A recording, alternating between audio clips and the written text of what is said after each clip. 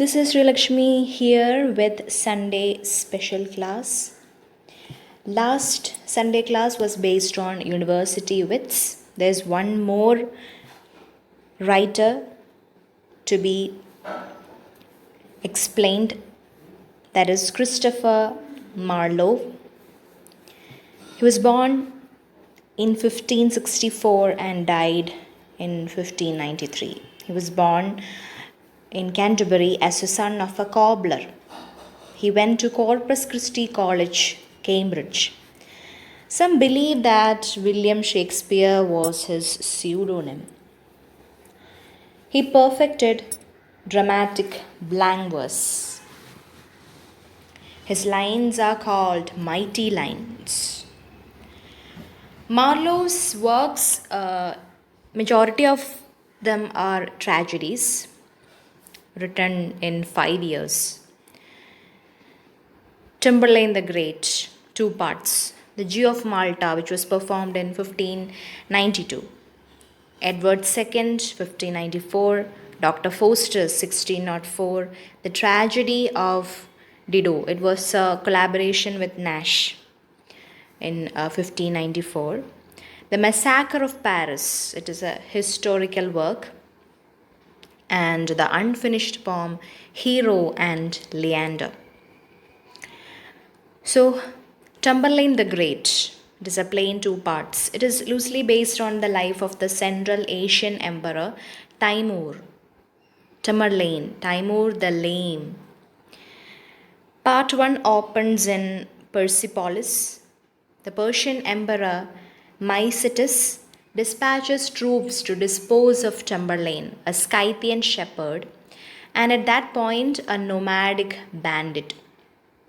In the same scene, Mycetus' brother Khosrow plots to overthrow Mycetus and assume the throne. The scene shifts to Scythia, where Tamburlaine is shown wooing, capturing and winning Xenocrate, the daughter of the Egyptian king. Confronted by Mycetus' soldiers, he persuades first the soldiers and then Khosrow to join him in a fight against Mycetus. Although he promises Khosrow the Persian throne, Tamburlaine backs out on his promise and after defeating Mycetus, takes personal control of the Persian Empire. Now a powerful figure, Tamburlaine turns his attention to Bajazeth, emperor of the Turks. He defeats Bajazeth and his tributary kings, capturing the emperor and his wife Sabina. Victorious Tamburlaine keeps the defeated ruler in a cage and feeds him scraps from his table, and releasing Bajazeth only to use him as a footstool. Bajazeth later kills himself on stage by bashing his head against the bars upon hearing of Tamburlaine's next victory. And upon finding his body, Sabina does likewise. After conquering Africa and naming himself emperor of that continent, Tamburlaine sets his eyes on Damascus. This target placed the Egyptian Sultan, his father-in-law, directly in his path. Xenocrate pleads with her husband to spare her father. He compiles, instead, making the Sultan a tributary king. The play ends with the wedding of Tamburlaine and Xenocrate, who is crowned Empress of Persia.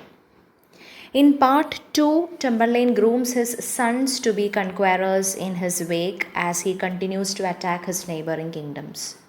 His old son, Caliphus, preferring to stay with by his mother's side and not risk death, incurs Tamburlaine's wrath.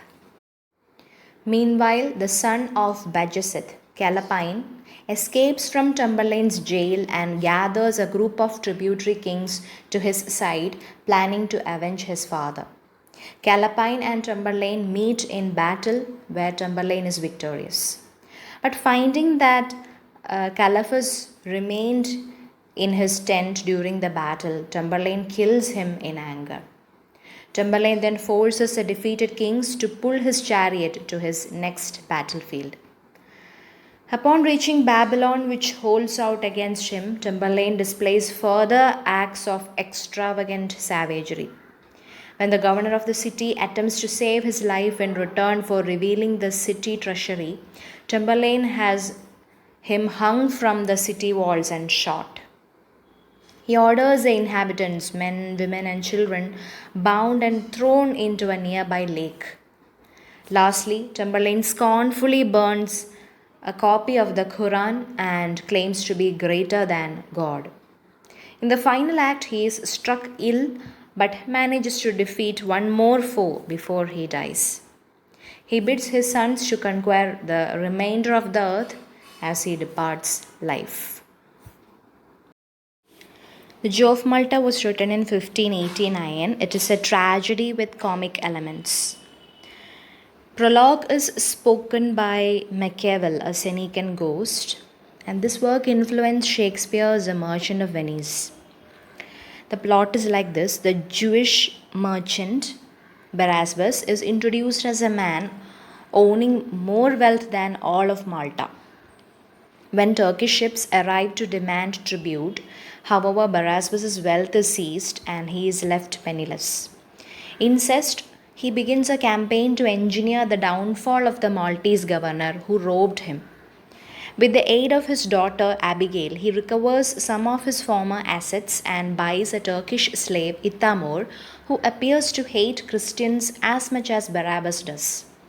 Barabbas then, in revenge for the robbery, uses his daughter's beauty to embitter the governor's son Lodovic and his friend Matthias against each other, leading to a duel in which they both die. When Abigail learns of Barabbas' role in the plot, she consigns herself to a nunnery, only to be poisoned along with all of the nuns by Barabbas and Ithamor for becoming a Christian. The two go on to kill a couple of friars who threaten to divulge their previous crimes. Ithamor himself, however, is lured into disclosing his secrets and blackmailing Barabbas by a beautiful prostitute and her criminal friend. Barabbas poisons all of them in revenge, but not before the governor is apprised of his deeds. Barabbas escapes execution by feigning death and then helps an advancing Turkish army to sack Malta, for which he is awarded governorship of the city. He then turns on the Turks, allowing the Knights of Malta to kill the Turkish army. The Maltese, however, turn on Barabbas and kill him as they regain control of Malta. Next is Dr. Faustus, 1604. The full title is The Tragical History of the Life and Death of Dr. Faustus, but it is commonly referred to simply as Dr. Faustus, and it is based on the German story Faust, in which a man sells his soul to the devil for power, experience, pleasure, and knowledge. So the plot is the pact with Lucifer. It starts like this. Using Mephistopheles as a messenger, Faustus strikes a deal with Lucifer. He is to be allotted 24 years of life on earth, during which time he will have Mephistopheles as his personal servant. At the end, he will give his soul over to Lucifer as payment and spend the rest of time as one damned to hell. So this deal is to be sealed in Faustus' own blood. After cutting his arm, the wound is divinely healed, and the Latin words homo fuge means flee, man, then appears upon it. Despite the dramatic nature of this divine intervention, Faustus disregards the inscription with the assertion that he is already damned by his actions thus far and therefore left with no place to which he could flee. Mephistopheles brings coals to break the wound open again, and thus Faustus is able to take his oath that was written in his own blood. Faustus begins by asking Mephistopheles a series of science-related questions. However, the devil seems to be quite evasive and finishes with a Latin phrase, Per inoculum mortem respecto tortus. That means through unequal motion with respect to the whole thing.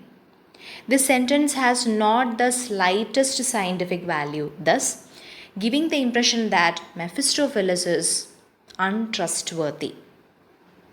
Two angels, one good and one bad, appear to Faustus. The good angel urges him to repent and revoke his oath to Lucifer. This is the largest fault of Faustus throughout the play. He is blind to his own salvation. Though he is told initially by Mephistopheles to leave these frivolous demands, Faustus remains set on his soul's damnation. Lucifer brings to Faustus the personification of the seven deadly sins. Faustus fails to see them as warnings and ignores them. From this point until the end of the play, Faustus does nothing worthwhile, having begun his pact with the attitude that he would be able to do anything. Instead, he merely uses his temporary powers for practical jokes. Realizing that he gave up his soul for no good reason, Faustus appears to scholars and warns them that he is damned and will not be long on the earth. He gives a speech about how he is damned and eventually seems to repent for his deeds. Mephistopheles comes to collect his soul, and we are told that he exits back to hell with him. At the end of the play, devils carry Faustus off the stage. In the later B text of the play, there is a subsequent scene where the three scholars discover his remains strewn about the stage. They state that Faustus was damned, one scholar declaring that the devils have torn him asunder. The term Marlowean hero is very important. It was mostly played in his time by Edward Alleyn. It's a Renaissance spirit with power, beauty, knowledge, with a single-minded pursuit of a goal that is called monomania.